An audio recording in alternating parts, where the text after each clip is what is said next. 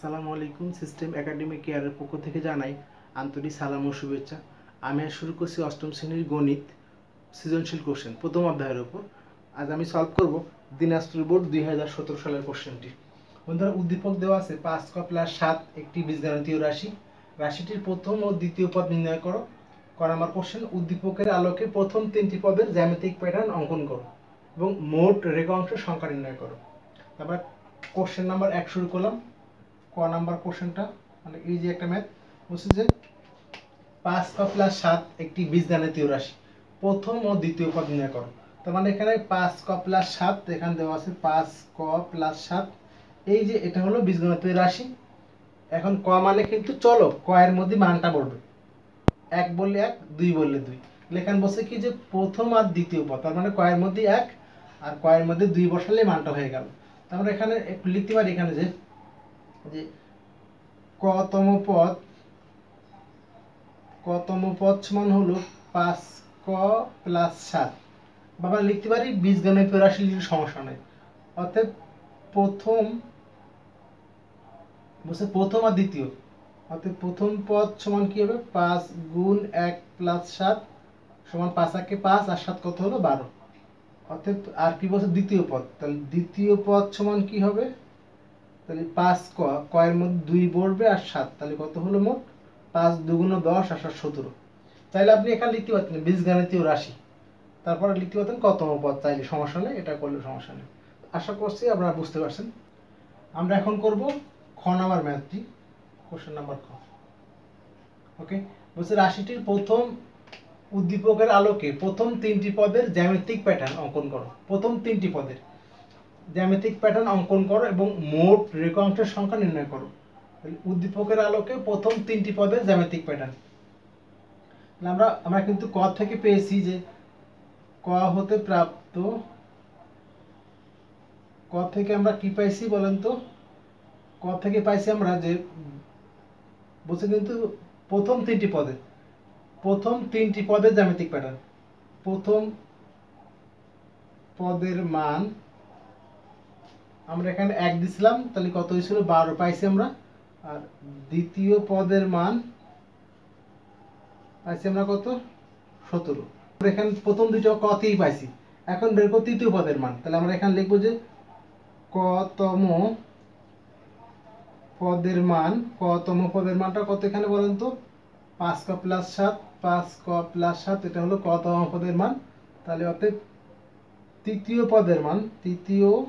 পদের মান কত হবে 5 × 3 + 7, তাহলে কত হলো 5 × 3 = 15 আর 7 সমান কত হলো 22। এই 3টা পদের জ্যামিতিক প্যাটার্ন অঙ্কন করতে হবে। তাহলে প্রথম 12 আঁকতে হবে। এখন 12 আঁকার নিয়ম হলো এটা, দেখেন দুইটা বক্স দেন, দাগ দেন, দেখেন 1 2 3 4 5 6 7 8 9 10 11 12। তাহলে আমরা গোল একটা বক্স করব, করে এখানে কি করব দুইটা দাগ দিব, 12 হয়ে যাবে। দেন কত বলছে এখানে আমাদের 17, তাহলে 5 বাড়বে, অর্থাৎ ঘর সংখ্যা একটা বাড়বে। এখানে ছিল 1 2 ঘর, এখানে 3টা হবে ঘর, তাহলে কত হবে 17। আর পরে হলো 22, তাহলে এখানে হলো 3টা ঘর, পরেরটা কয়টা হবে 4টা ঘর হবে, কয়টা হবে 4টা। 1 2 1 2 2 1 2 3 4, মাঝখান দাগ দিলে 22টা। গুণে দেখেন আমি এখানে দেখাই 1 2 3 4 5 6 7 8 9 10 11 12 13 14 15 16 17 18 19 20 21 22, অর্থাৎ এখানে 22টি আছে। তাহলে আমরা বলছি এটা, তাহলে আমরা এখানে একটু লিখে এখানে বলছি যে 3টি পদের জ্যামিতিক প্যাটার্ন। আমরা এখানে লিখতে পারি যে পদগুলোর বা প্রথম 3টি পদের, বা এখানে উল্লেখ করতে প্রথম পদের জ্যামিতিক প্যাটার্ন, দ্বিতীয় পদের জ্যামিতিক প্যাটার্ন, তৃতীয় পদের জ্যামিতিক প্যাটার্ন। অথবা আমরা এখানে একবারে লিখতে পারি যে প্রথম দ্বিতীয় তৃতীয় পদের জ্যামিতিক প্যাটার্ন নিম্নরূপ, দেওয়া হলো, প্যাটার্ন আঁকা হলো বা অঙ্কন করা হলো। প্রথম দ্বিতীয় ও তৃতীয় পদে জ্যামিতিক প্যাটার্ন অঙ্কন করা হলো। বা এখানে লিখতে পারেন প্রথম এটা দ্বিতীয় তৃতীয়। এখন বলছে কি যে মোট রেখাংশ, তাহলে এখানে লিখতে পারেন যে প্রথম পদের রেখাংশ সমান কয়টি 12টি, দ্বিতীয় পদের রেখাংশ সমান কয়টি 17টি, আর তৃতীয় পদের রেখাংশ সমান কত হলো 22টি।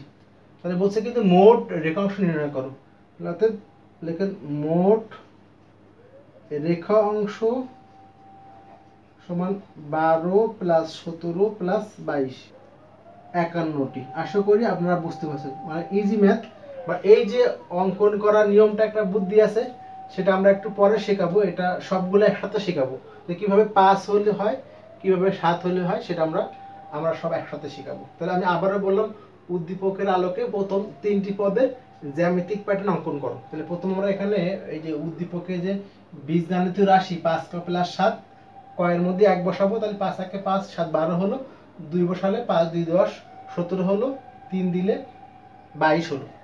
তাহলে আমরা এখানে একটা আঁকলাম, জাস্ট আবারও দেখালাম, একটা বক্স করে এখানে কেটে দিলেই কিন্তু আমাদের কয়টা হবে 7টি হবে, পরেরটা 5 12টি হবে, পরেরটা 22টি হবে। আশা করি আপনারা বুঝতে পারছেন। আমরা এখন শুরু করব গ নাম্বার ম্যাথটি। রাশিটির প্রথম 50টি পদের সমষ্টি 70 এর সাথে নির্ণয় করো। প্রথম 50টি পদ, তাহলে আমরা লিখি যে বীজগণিতীয় রাশি সমান 5 ক প্লাস 7। এটাকে আমরা এর বলতে পারি যে কতম পদের রাশি, তাহলে কিন্তু আরো বুঝতে সুবিধা হয়। বীজগণিতীয় রাশি উল্লেখ না করে আমরা কি বলতে পারি, কতম পদের রাশি। আমরা লিখতে পারি কতম পদের রাশি, তাহলে কিন্তু বুঝতে আরো সুবিধা হবে। সেম লেখাটা কতম পদের রাশি, অথবা যেটা লেখেন, অথবা আমি এখানে অবলিক দিয়ে দিলাম যে কতম পদের রাশি, অথবা কি লিখবো বীজগণিতীয় রাশি। কত হলো 5 ক প্লাস 7। এখন বলছে 50টি পদ, অতএব তাহলে লেখেন অতএব 50তম পদ সমান 5 গুণ 50 প্লাস 7 সমান 250 যোগ 7 সমান হলো 257। এটা হলো কি হলো আমাদের 50তম পদের মানটা। কিন্তু বলছে 50টি পদের সমষ্টি, আমরা লিখি এখানে সমষ্টি সমান, সমষ্টি সমান